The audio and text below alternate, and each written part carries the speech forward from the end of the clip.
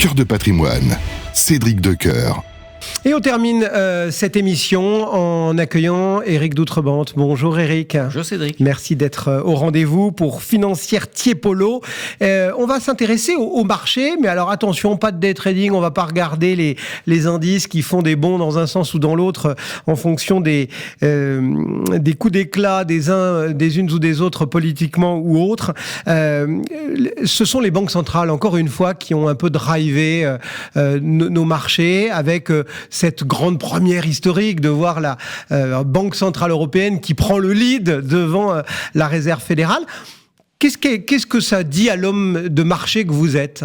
D'abord, on a une très forte hausse des taux et très rapide qui était assez historique, aussi bien sur le marché américain que sur le marché européen. Évidemment, les prévisions et surtout l'économie américaine va nettement mieux que l'économie française. Il suffit de regarder quelques chiffres. Le PIB par habitant en Europe est grosso modo la moitié des États-Unis maintenant. Donc le différentiel a été très violent depuis une quinzaine d'années. Et les demandeurs d'emploi aux États-Unis continuent d'augmenter. Donc le marché américain est plus vif. Vous savez très bien que c'est lié. D'abord, c'est l'Amérique. Deuxièmement, après, c'est lié à la souplesse de l'emploi, puisque l'emploi, c'est vraiment un des problèmes de l'Europe. Et puis, c'est lié à une question de mentalité et aussi lié à certains secteurs comme la technologie, où ils sont plus rapides et plus violents que nous. Après, sur la partie européenne, donc, enfin, on a eu une baisse de taux. On est passé de 4% à 3,75%. Oui, 0,25 de baisse des taux. C'est quand même un point d'inflexion. Après, est-ce que ça va continuer tous les trimestres, tous les semestres? Tout ça, c'est quand même lié surtout d'abord à l'économie. Donc, il faut un peu différencier l'économie des aspects politiques ou même géopolitiques. Malgré tout, cette réserve fédérale que vous évoquiez, ce dynamisme américain, il va nécessiter à un moment qu'elle bouge, mais elle n'a pas bougé aussi rapidement qu'on ne l'attendait. Et derrière, elle va se retrouver confrontée à cette question politique. Et on sait que dans les habitudes, on va dire, de la réserve fédérale américaine, il y a de ne pas interagir avec l'élection. Est-ce que vous pensez que ça change son calendrier ou on n'est pas à quelques mois près et on peut attendre D'abord, les conséquences de l'aspect politique avec les taux, en fait, il n'est pas si clair que ça. Donc, vous avez cet a priori-là. Dans les faits, ça ne se passe pas tout à fait comme ça. Et donc, il y a quand même une certaine indépendance entre les politiques des banques centrales et les aspects politiques internes au pays, ou même des aspects politiques européens, puisque ça a défrayé la chronique récemment. Donc, non, je pense qu'il faut voir, il va y aura des élections au mois de novembre aux États-Unis. Il faut faire attention aux prédictions. Je vous rappelle que, pour reprendre par rapport aux éléments politiques, puisque vous voulez un petit peu de politique, l'élection de Trump, la dernière élection de Trump, ça devait être une catastrophe pour les marchés. Et les marchés sont très bien tenus. Je vous donne un autre élément sur le marché européen. L'élection de Meloni, ça va être une catastrophe. Donc, il faut différencier. Ce qui est important, ce sont les taux d'intérêt, l'emploi, le taux de chômage, évidemment les monnaies, parce que même si l'euro a un petit peu faibli, mais on ne sait pas la fin des temps non plus, on n'est pas du tout dans les mêmes circonstances qu'il y a 25 ans quand les monnaies n'étaient pas unifiées. Donc il faut... Voilà.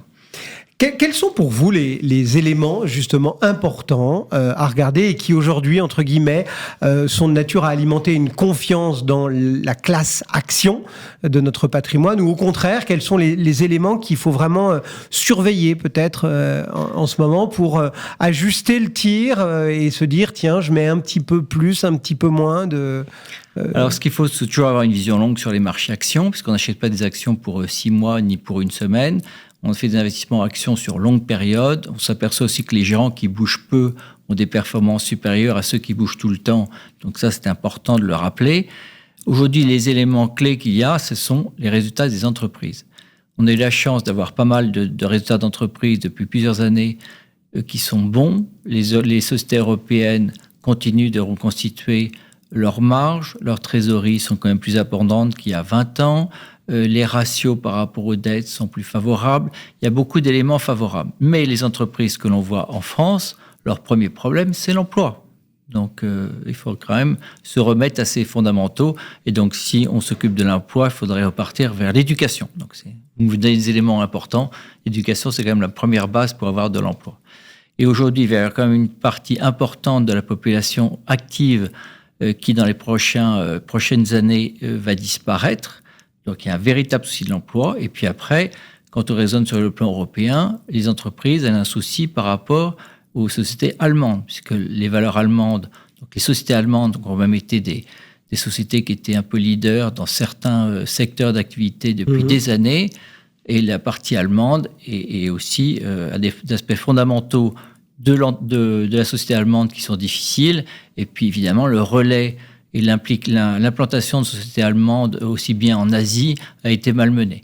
Donc tout ça, il y a quand même lié à une désorganisation liée à l'énergie, puisqu'on s'aperçoit que quand vous regardez les marchés et sur les valeurs premières, les matières premières, le gaz est revenu à un niveau, donc une moyenne longue, et pendant cela, on vous annonce des hausses du prix du gaz. Donc c'est un peu compliqué à comprendre pour notre cher compatriote français. Et alors justement, est-ce que une fois qu'on s'est dit tout ça, une fois qu'on a parlé de banque centrale, un peu de politique quand même, de ces questions d'énergie, etc., et qu'on voit nos marchés qui, quand même, bon an mal an, sont plutôt haut perchés, on se dit quoi ? On se dit c'est le moment, malgré tout, de rester investi, d'avoir une part action importante dans son patrimoine. Comment est-ce que je vous l'ai dit, il faut toujours se dire, est-ce que c'est de l'investissement que j'ai pour une période courte ou longue ? Donc si c'est court, vous faites autre chose. Aujourd'hui, surtout qu'avec de l'épargne réglementée et des séquelles monétaires, vous êtes aux environs de 3,5%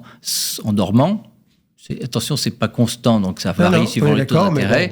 Mais sur les actions, il y a toujours des actions qui sont intéressantes à acheter. Et après, il faut savoir être contrariant. Je donnerai quelques pistes, alors un peu contrariant longues, par exemple sur les valeurs moyennes qui sont sous-évaluées. Il faut peut-être être contrariant vraiment aujourd'hui. Alors, on a pu souffrir quand on avait une exposition valeur moyenne comme nous depuis des années, mais ça avait été une très belle surperformance sur longue période. Là, on est peut-être à la fin de la sous-performance des valeurs moyennes. Vous pensez qu'il va y avoir qu'il y a une marge de rattrapage en fait de ces petites et moyennes capis, parce que j'ai un peu l'impression que ça fait des années qu'on nous dit là où elles vont forcément surperformer, rattraper, et puis entre guillemets rien ne vient. On voit des signaux. Ouais. Les signaux ont commencé à peu près à l'automne dernier. On voit des signaux. On voit aussi qu'il y a des rachats d'entreprises valeurs moyennes qui sont faits soit par des plus gros, soit des sociétés qui rachètent leurs titres au quotidien, ou aussi des sociétés qui rachètent leurs titres pour diminuer le flottant, voire éliminer la cotation de la bourse. Donc il se passe des choses sur les valeurs moyennes, mais elles sont quand même assez sensibles au taux d'intérêt. Et puis il y a un autre aspect qui est important, c'est qu'aujourd'hui, il y a des aspects de flux. Donc tant que vous n'avez pas des flux qui reviendront sur les valeurs moyennes, il n'y a plus de décollecte maintenant. Donc c'est ce que disent nos... Voilà, il n'y a plus de décollecte, mais ce qu'il faudrait, c'est avoir du flux positif sur les valeurs moyennes. Et les valeurs moyennes, donc sensibles au taux, elles sont aussi sensibles au flux, parce que quand vous avez des trackers, par exemple, quand vous avez des gens qui achètent un tracker sur l'Europe, ça va obligatoirement influencer sur ASML, qui est une grosse capitalisation, et donc ça ne va pas influencer sur une petite boîte moyenne. Et donc ça joue. Mais je crois qu'on est vraiment, vu l'écart de valorisation, et surtout, il ne faut pas oublier de dire à nos chers auditeurs que les valeurs moyennes sur longue période surperforment manifestement les grandes valeurs. On dit aussi qu'elles tirent moins leur épingle du jeu de tous ces fameux critères ESG, etc., que digérer les normes, les ceci, les cela, c'est peut-être plus compliqué pour une petite valeur qu'une grosse valeur, et que du coup, nécessairement... Beaucoup de sociétés ont fait leur travail sur ce sujet-là, et puis il faut arrêter de grossir la partie ESG, parce qu'il y a beaucoup de sociétés qui sont dans des secteurs un peu contrariants. Je crois que c'est pas l'ESG qui pousse les flux, même s'il y a des flux à cause de l'ESG, c'est pas l'essentiel. Juste pour terminer, Eric, c'est quoi la bonne répartition si on imagine un épargnant français dans son patrimoine, sa part action, entre guillemets? Alors, chez Tiepolo, on fait de la gestion personnalisée, donc je ne répondrai pas à votre question, parce que ça dépend de votre âge, de votre situation familiale, de votre exposition au marché financier, de votre partie que vous avez peut-être encore au contrat en euros aussi qu'à monétaire, de votre résidence principale, de votre résidence secondaire, de si vous êtes chef d'entreprise, de vos titres que vous avez peut-être mis dans le cadre d'une SCI. Donc il y a plein de choses. Donc ce qui est important, c'est quand vous avez des actions, quand vous voulez acheter des actions, il ne faut pas l'acheter sur du court terme. Et vu que les marchés sont quand même de plus en plus complexes depuis une vingtaine d'années, il faut faire appel à une structure de gestion qui va vous aider à gérer les actions, mais aussi votre répartition de votre patrimoine, les aspects de donation, les aspects de transmission. Donc, il n'y a pas de situation idéale, il n'y a que des situations personnalisées. Éric Doutrebent et financière Tiepolo qui vous accompagnait en ce mercredi. Merci d'être passé sur Radio Patrimoine. Voilà, c'est la fin de Cœur de Patrimoine pour cette semaine et on se donne rendez-vous mercredi prochain. Je vous souhaite une très bonne semaine. Cœur de Patrimoine, une émission à réécouter et télécharger sur le site et l'appli Radio Patrimoine et sur toutes les plateformes de streaming.